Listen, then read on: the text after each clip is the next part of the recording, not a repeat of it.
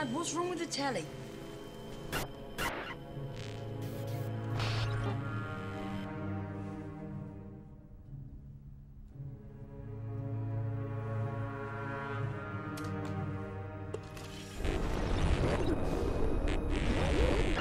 Good evening, London. Allow me first to apologize for this. The emergency channel! I do, like many of you, appreciate the comforts of the everyday routine, the security of the familiar, the tranquility of repetition. Bloody hell. I enjoy them as much as any bloke.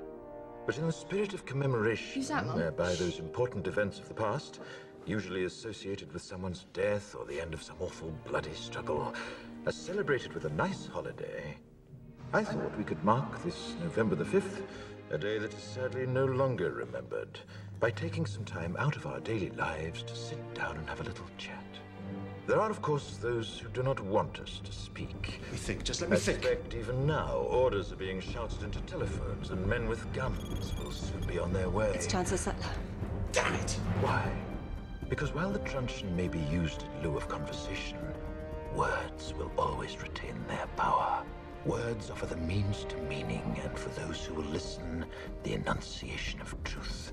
And the truth is, there is something terribly wrong with this country, isn't there? You designed it, sir. You wanted it foolproof. You told me every television in London. Cruelty and injustice, intolerance and oppression.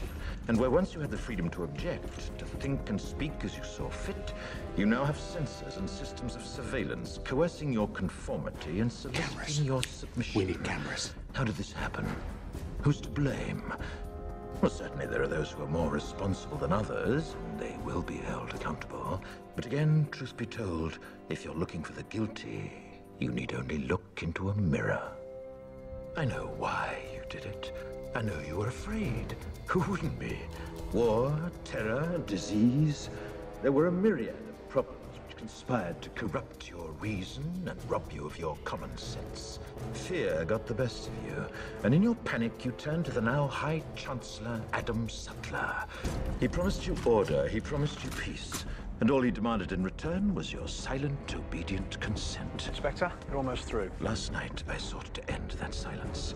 Last night, I destroyed the Old Bailey to remind this country of what it has forgotten. More than 400 years ago, a great citizen wished to embed the 5th of November forever in our memory. His hope was to remind the world that fairness, justice, and freedom are more than words. They are perspectives. So if you've seen nothing, if the crimes of this government remain unknown to you, then I would suggest that you allow the 5th of November to pass unmarked.